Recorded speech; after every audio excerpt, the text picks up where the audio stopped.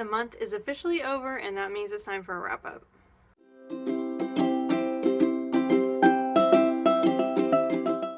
Hi, hello, and welcome back to my channel. My name is Alex, and today is the March 2024 wrap up. Today is also the second week of my giveaway.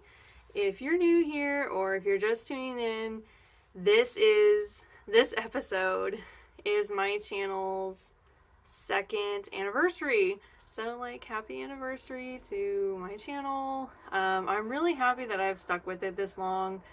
I really love doing this channel, and I have a great time every time I do it and get on and talk about books. So I'm hoping this is reaching you today and you're having a good time listening to people talk about books. So for my channel's anniversary, I'm doing a giveaway. And the fun thing about this giveaway is if you win, you get to pick the book, and I'll, get it on Amazon and send it to you, and that's like your thank you gift for joining me on all of the book things. So yeah, to enter the giveaway, you need to follow me and you need to drop a comment and you'll be entered to win. I opened the giveaway last week with the Maybe series. It'll be open this week all the way through until next episode. So next episode, I'm going to pick a winner, and yeah, I hope you'll enter to win the giveaway.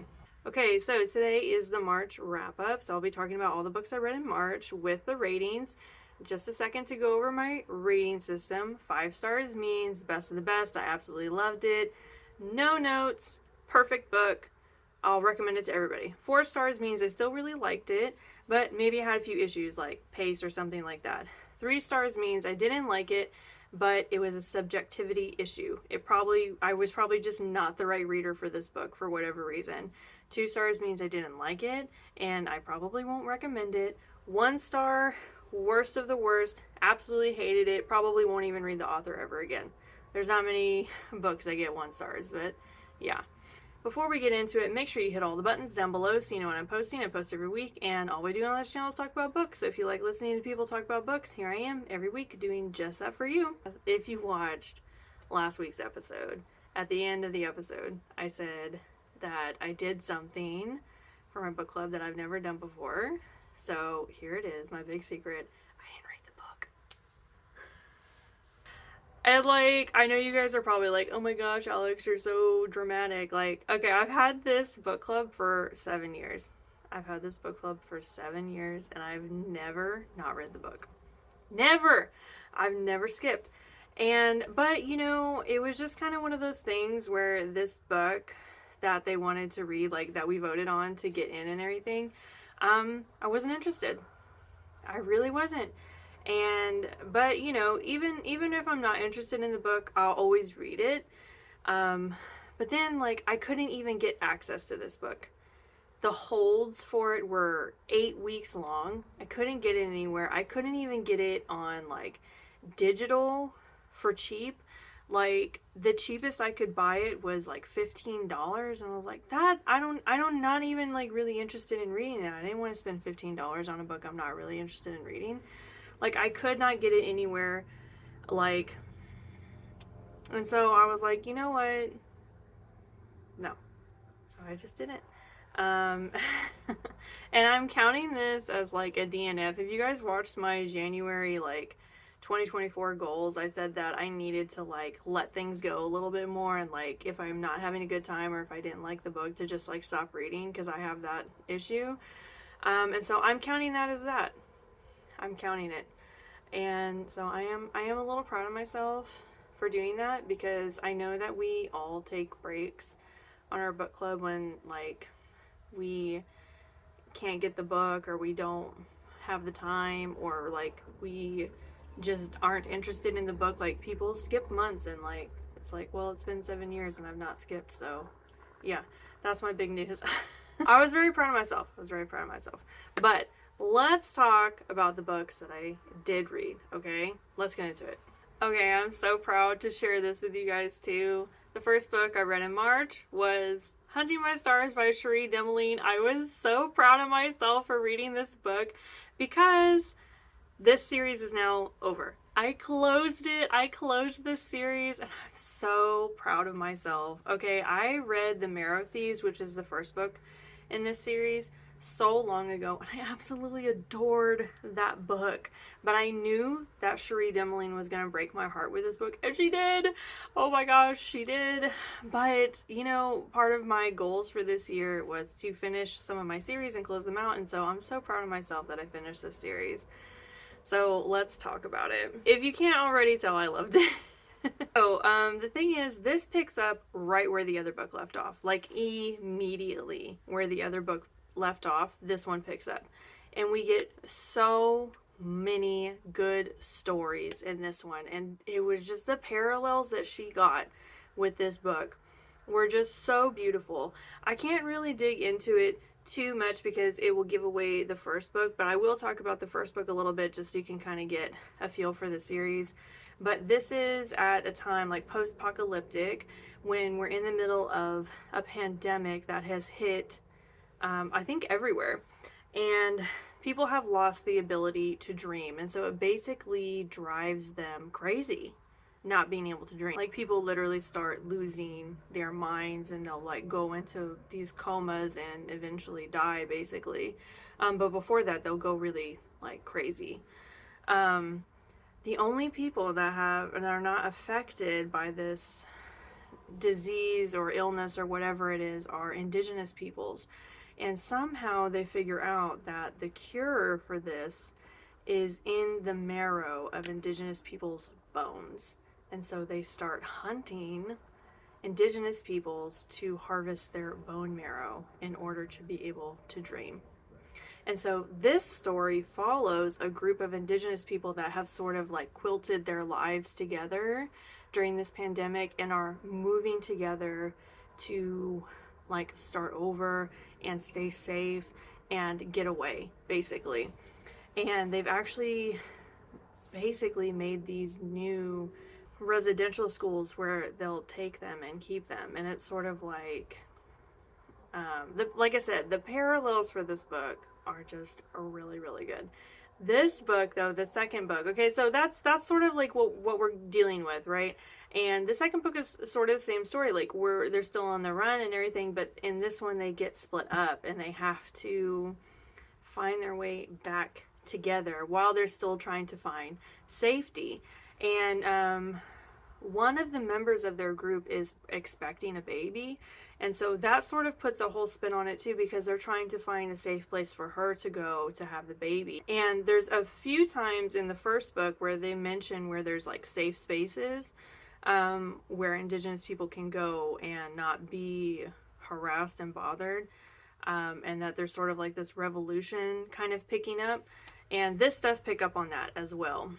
So them getting separated is a really big part of this book and a really big part of the story, and how they kind of find each other after things have happened to them.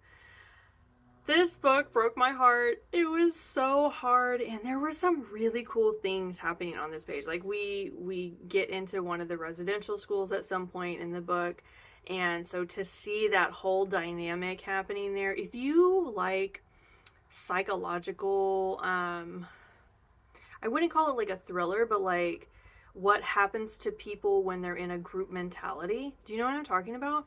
This really just highlights that. Like when people get into a group. And so it reminded me of that prison experiment. I can't remember what that was called now, but like basically they let their peers be the wardens, and like it was like this whole experiment that happened, and it reminded me a lot of that.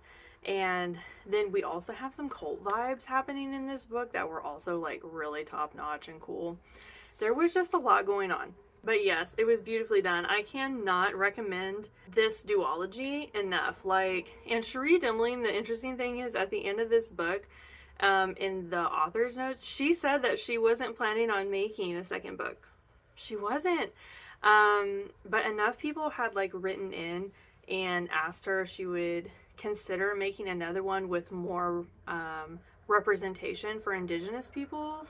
She said like she couldn't not do it after that. Like after enough people had like asked if she would be like make another book with more representation, she said, I can't not do it now. Like, she felt like she had to do it, and she felt like she had a good story for another book. And so she did it. And I don't know, that kind of just touched my heart a little bit that she did that. And she wrote an amazing book. But yes, it is sad. It is gut wrenching. And there just are so many ups and downs. But yes, obviously I gave it 5 stars. I absolutely loved it. I can't recommend this duology enough. And I'm really sad to see that it's over, honestly. But I did love it. The next book on my list is A History of Wild Places by Shea Ernshaw. Y'all, I remember when I talked about this in the Maybe series, and I was like, I couldn't really figure out how the pieces were going to fit together because it felt like so many different things were happening in the premise of the book, like the little book blurb, and that I couldn't really figure out what direction it was going. This book blew my mind. I'm not even joking. Like, the way that this was set up was so perfect. If you like cults, if you like psychological thrillers, if you like anything like that, like, this book was messed up. Okay, let me just tell you the premise a little bit without like giving anything away. So we have this main character, and he is hired by this family to go find their missing daughter, who's an adult, and they're like, nobody can find her. Basically, they found her car parked off the side of the road by a barn, and she wasn't forcibly taken from the car. There were no signs of distress or anything like that. It's like she just up and disappeared one day. And so he's kind of got this weird ability to be able to find people. And so they hire him as a last-ditch effort to find her, and he follows the path that she took to her car, and he follows where she went, and he's never seen again.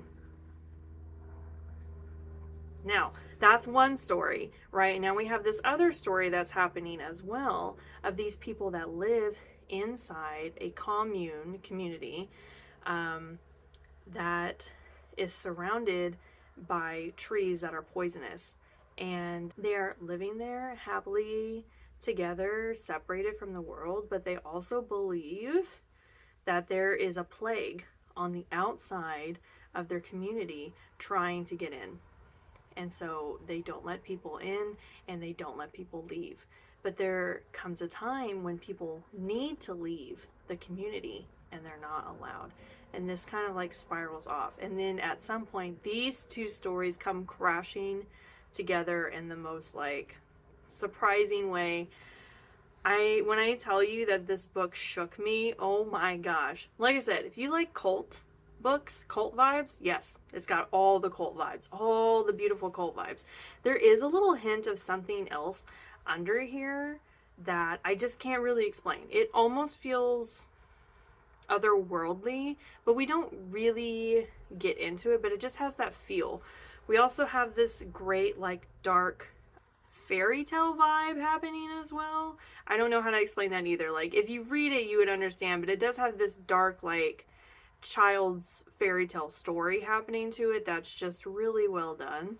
This book just surprised me. It really did, but like, it didn't take much to suck me in. Like, cults, I was sold. Like, it didn't take much. I also think that if you like what was that, The Village, I think if you like that sort of vibe, like that community vibe like that, this would probably really work for you. There was a lot of things about this book that reminded me of that whole setup that I really liked. This got 5 stars from me. I was really waiting for it to tank and for it to not work out, but Shea Ernshaw put so much work into this, and it just worked out so beautifully, and I couldn't figure it out. I was sitting there the whole time trying to like decode and uncover and figure out what was going on and how these two stories were going to fit together, and I couldn't, and I felt just bamboozled by the end. I would call this a psychological thriller. I really would, because it just sort of bent my mind a little bit. But yeah, 5 stars. I absolutely loved it. If you like any of the things that I mentioned, like, please read it. It's really good. The last book I read in March was Upright Women Wanted. Now, I know this wasn't on the list. This was not on the baby's list. But here's the thing. I took a really long time reading the Cherie Dimaline book. And then I got slammed with work. And I just sort of lost track of time. History of Wild Places went really quickly for me. And I couldn't get... There was a couple other books on the maybes list that I really wanted to get. But I wasn't able to get them from my library in time. And so I kind of just sifted through some of the smaller books that I knew I could read quickly. And Upright Women Wanted came up. I actually listened to it on the audiobook. It was okay. The audiobook was just okay. I don't know. It was very southern. And I think that the narrator did a good job. It's just that her voice to me was just borderline grating. And so it was difficult for me, but this was the best way for me to read it this month, was to do the audiobook. So that's what I did. Upright Women Wanted is sort of like a post-apocalyptic world where the government is in charge of what you can and cannot read. And so there's this system put up of the library women. I forget now what they're called. But it's a group of women that run a library, and they travel from town to town giving out approved literature. But they also give out unapproved literature. This is also a time where we're living, like, if you can't tell by the cover, it's like a Western. Like, it's very, you know, guns blazing sort of vibe about it, alright? It's very John Wayne. Also, something that's not really allowed in this time is homosexual relationships of any kind. And so this sort of kicks off our story when a young woman watches her lover hang for having unapproved materials. But the real reason that she's hanging there is because she was a lesbian. And so this sort of like kicks off our whole story, and that young woman ends up hiding away with the librarians, and they find her, and this is sort of their story of getting her to a safe zone, which I think is in Wyoming? Can't remember now. There is a safe zone for women that want to be together, and that is the librarians also secretly run this system where they get women to safety. This book is very short. Honestly, I could have read a full-length novel on this concept, because the concept from it was very good, and I loved what Sarah Gailey did. I wanted more. I wanted to know how we got here, why things were the way they were, etc. That does not happen in the book. So if you're wanting something like that, we are not getting the depth here, okay? But Sarah Gailey does have a talent of making you care about people in a really small space, and they did that here. I love Sarah Gailey. Like, if you guys don't know, I'm a huge Sarah Gailey fangirl, so of course I'm gonna say I loved it. I did really like it. I think it was well written. It was too short for me. I really wanted more, but the pace was fast. It was super exciting. The characters were done really well, and I liked what was on the page. But yeah, I really wanted more. So I ended up giving it 4 stars, and it's just because I wanted the depth. I really did. I wanted to know how we all sort of came about here, and more about each of the librarians' stories, which we didn't really get. But yeah, that's sort of the nature of short books. Like, it's sort of the trade-off. You know, you get a short book, you don't get the depth that you would with a, you know, 350, 400 page book. This one's like 200 pages, so pretty short. But yeah, I recommend it, but I recommend all of Sarah Gailey's books. I absolutely love their writing. Okay, that's all I have for you guys today. That's all I read in March. Like I said, things were crazy for me, and I just could not find time. Like I said, I took a long time reading the Cherie Dimaline book. I was savoring it. Time just really got away from me. But yes, that is where we're ending today. Thank you for stopping by. Please enter the giveaway. So all you have to do is subscribe and drop a comment, and you're entered to win. And then next week I will pick a winner. Feel free to tell me about what you read in March, or if you read any of the books that I read in March and you want to chat about it, or if you have any recommendations for me. I love getting recommendations for you guys.